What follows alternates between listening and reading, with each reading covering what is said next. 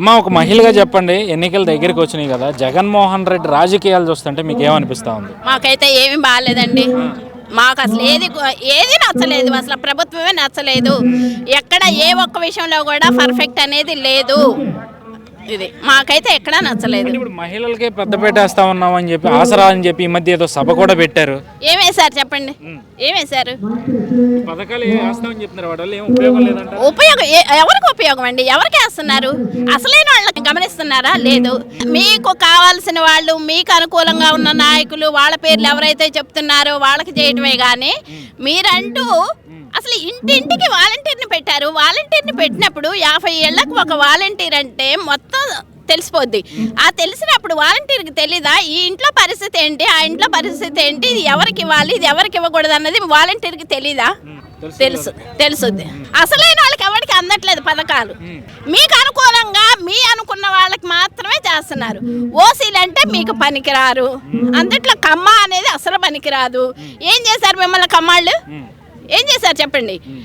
ఎందుకు ఆయనకి కమ్మ అంటే అంత కక్ష? ఎందుకు? అదే నేను అడుగుతున్నా, మిమ్మల్ని నేను క్వశ్చన్ చేస్తున్నా. కమ్మ ఏం చేశారు? ఏం చేశారు మిమ్మల్ని? కమ్మోడు రాజ్యవేలు ఏం చేశాడు? ఎవరినన్నా భ్రష్టు పట్టించాడా? ఎవరినన్నా నాశనం చేశారా? ఇప్పుడు అదేదో స్కిల్ డెవలప్మెంట్ అని చెప్పేసి ఆయన దగ్గర 2 నెలలు జైల్లో ఉంచారు. ఒక్క చిన్న సాక్ష్యమైనా సంపాదించగలిగారా? మరి అవినీతి చేస్తే మీ దగ్గర ఎన్ని సాక్ష్యాలు ఉండాలి? అక్కడ తెలుస్తుందిగా మీదేంటో. ఆయన అన్యాయంగానే చేశారుగా. ఆయన వయసు కన్నా గౌరవిస్తున్నారా? ఒక్కొక్కడు మాట్లాడే మాట, ఒక్కొక్కడు తీరు, వాడు నవ్వే వెకిలి శాస్త్రాలు, కొడాలి నానిగాడైతేనేమి, ఆ రోజా అయితేనేమి, ఆ అనిల్ కుమార్ యాదవ్ అయితేనేమి, ఒక్కడన్నా కనీసం వయసుకు మర్యాద ఇవ్వాలా? ఆయన ఏం చేశాడని మీకు అంత కక్ష? ఆయన హయాంలో అన్ని బాగానే జరిగినాయండి, అంతవరకు గ్యారంటీ మేము చెప్పగలము. అది విషయం. అంటే ఇప్పుడు గతంలో తెలుగుదేశం హయాంలో ఉన్నప్పుడు మనం ఇలాంటి లాంగ్వేజ్ చూడాల, మంత్రులు ఎవరో కూడా లాంగ్వేజే లేదు. ఈ రోజుకైనా ఆయన ఎక్కడైనా సరే ఎవరైనా, ఇప్పుడు నేను ఒక కార్యకర్తగా నేనైనా ఒక మాట తూలితే ఖచ్చితంగా దాని నుంచి రియాక్షన్ ఉంటుంది. అలా మాట్లాడకూడదు అనేది క్రమశిక్షణ అయితే టీడీపీలో ఖచ్చితంగా ఉందండి.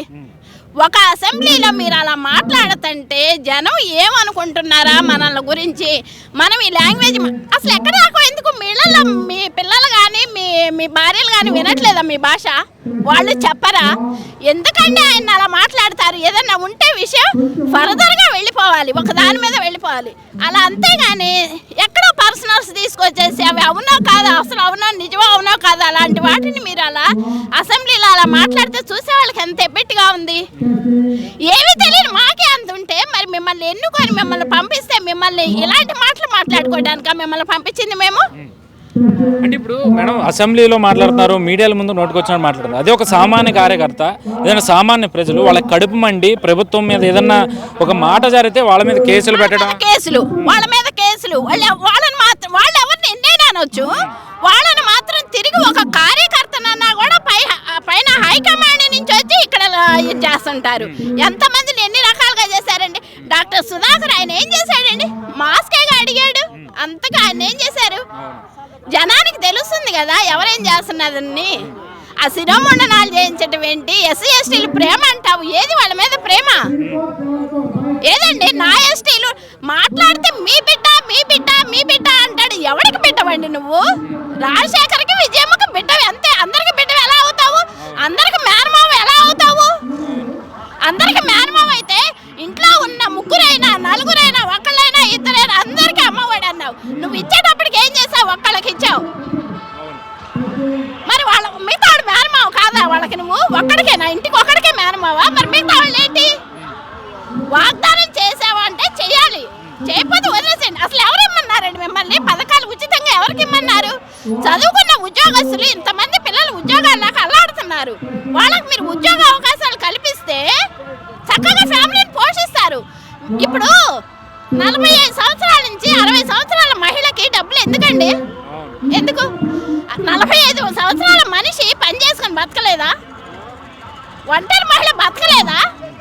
మొగుడు ఉండి చేత కాకపోయినాడైనా, వాడు రోగిస్తాడైనా, మంచాన్ని పడుడా, కుంటోడా గుడ్డోడా అనుకొని పిల్లల్ని పోషించుకోదా? నువ్వు ఇచ్చే డబ్బులతో కాదు. ఆ కుటుంబంలో ఒకరికి నువ్వు ఉద్యోగం చూపిస్తే ఆ కుటుంబం మొత్తాన్ని నా బిడ్డ పోషిస్తాడు. అది తన బాధ్యత. నువ్వు 10,000 ఇస్తున్నావు, 10,000 ఇచ్చి దానికి 50,000 గుంజుతున్నావు. ఈ చేత్తో ఇస్తున్నావు, ఈ చేత్తో తీసుకుంటున్నావు, అది ఎవరికి ఉపయోగం? అంటే ఇప్పుడు ఇంత ఇది పెట్టుకుని నిన్న సభలో జగన్మోహన్ రెడ్డి చెప్తా ఉన్నారు, 75 ఏళ్ల ముసలైన నన్ను చూసి భయపడతా ఉన్నాడు, నేను సింగిల్గా వస్తున్నా, ఆయన పొత్తులతో వస్తున్నాడని చెప్తా ఉన్నాడు. దీన్ని ఎట్లా చూస్తారు? భయమా?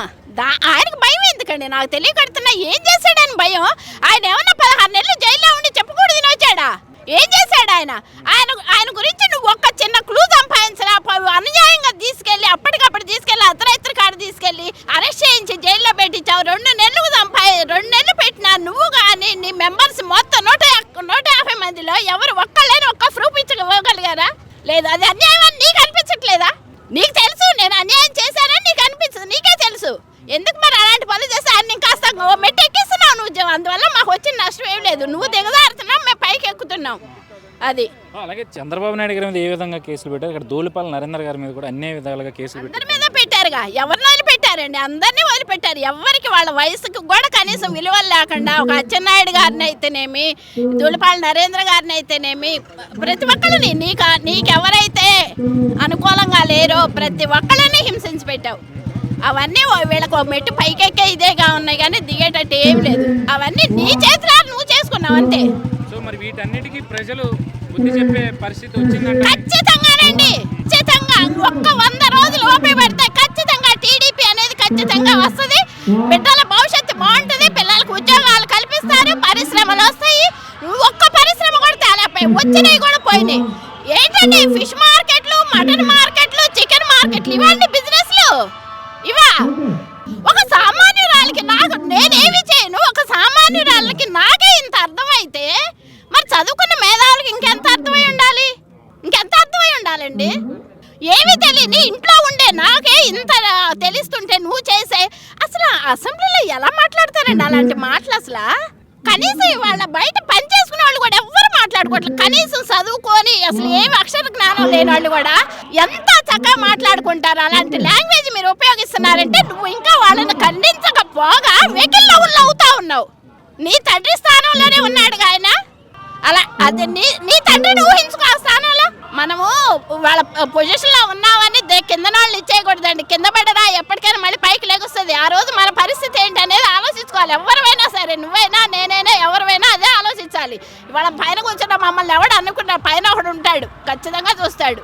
కాబట్టి ఖచ్చితంగా ఇంకొక 100 రోజులు అయితే ఖచ్చితంగా టీడీపీ వస్తుంది, పరిశ్రమలు వస్తాయి, రాష్ట్రం బాగుపడుద్ది, పిల్లలకు ఉద్యోగ అవకాశాలు వస్తాయి. అందరు ఎవరి సమస్యలు వాళ్ళకి ప్రతి ఒక్కళ్ళ లెక్కలు తేలుతాయి.